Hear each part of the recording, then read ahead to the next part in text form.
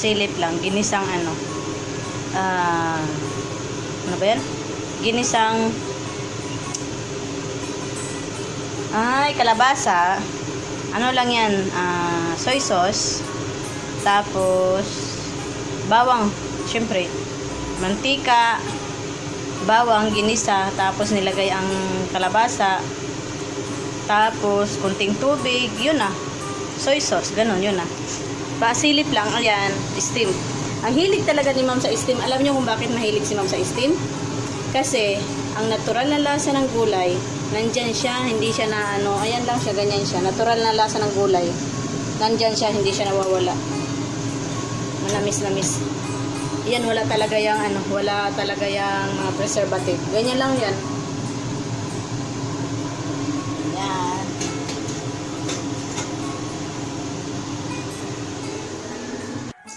Kung ano man yung nakikita ninyo sa mga video ko, yun ako. Hindi ako nung nagpapanggap lang. Diba? Nakalimutan ko po talaga magdasal sa simula kasi kagigising ko lang. Tapos nagutom na talaga ako. Diba? Sorry po talaga, Lord. Yawi ang syukur. I love you all. I love you all. Nagagandahan ako sa sarili ko.